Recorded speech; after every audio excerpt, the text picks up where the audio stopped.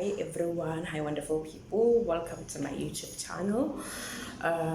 Today this is our very first video. We'll be talking about the foundation of the human reproductive system, which is the menstrual cycle.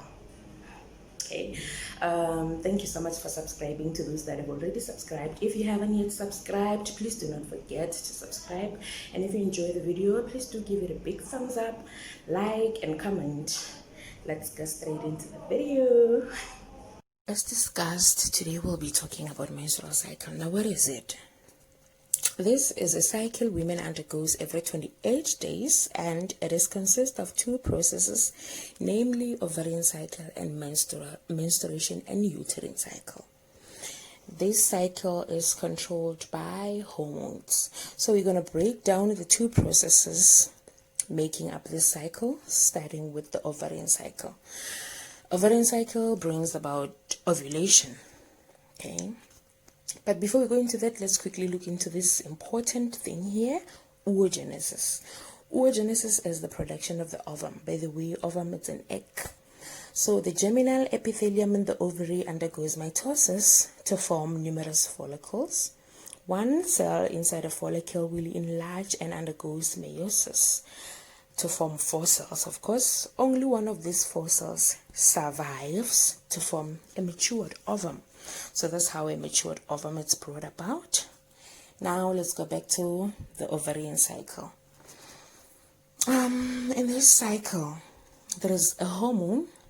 There are hormones, but then we're going to start with this one, follicle stimulating hormone, which is abbreviated as FSH. It is produced by the pituitary gland. So the follicle stimulating hormone stimulates the Graafian follicle containing a matured ovum. The Graafian follicle produces a hormone called estrogen, which starts the preparation of the uterus for the attachment of the fertilized ovum. Remember, this takes place every 28 days. Now, the Graafian follicle will rupture and release a matured ovum. This is called ovulation. The ovum is collected by the funnels of the fallopian tubes as labeled on the diagram. Now we have another hormone called luteinizing hormone, abbreviated as LH, which is also produced by the pituitary gland. It helps to convert the ruptured follicle into a structure called corpus luteum. Corpus luteum secretes a hormone called progesterone, which ensures that pregnancy is maintained. So if fertilization does not happen, the corpus luteum will degenerate, hence the progesterone production will drop. Progesterone production is the one in purple line. So you can see after 28 days on this cycle, fertilization did not occur, hence progesterone level dropped. Right, now we're going to look at the menstruation and uterine cycle. The Graafian follicle produces estrogen, which starts the preparation of the uterus for the attachment of the fertilized ovum. How so? By making the endometrium wall thicker and more vascular. By more vascular, we mean more rich in blood supply. So now the endometrium wall, the walls of the uterus, will be more thicker in case of fertilization. Now the ovum released through ovulation.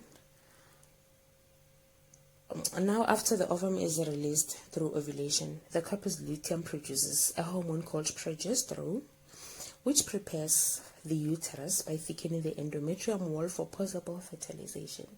So if the ovum is fertilized by the sperm cell, now the corpus luteum will continue to secrete progesterone, which will ensure that pregnancy is maintained.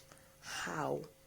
By making sure that the embryo is always attached to the endometrium or to the wall of the uterus. That's the placenta on that picture. That's how the progesterone maintains pregnancy. So if fertilization does not occur, the corpus luteum will degenerate and progesterone secretion will drop, as shown in the diagram. That's the red line there. And the endometrium wall will rupture, resulting in blood.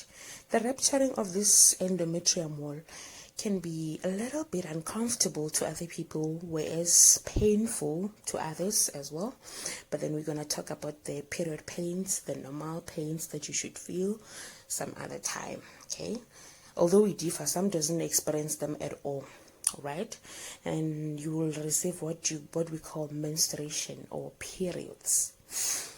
I prefer that we use this cycle rather than the one at the beginning of the video, because this one, we actually differ. My fertile days might be longer than yours or shorter than yours, so it's always safe to use the longer ones, so that if you're using this as a form of contraceptive method, you will be able to track your fertile days and to know when you're safe. Thank you so much for watching.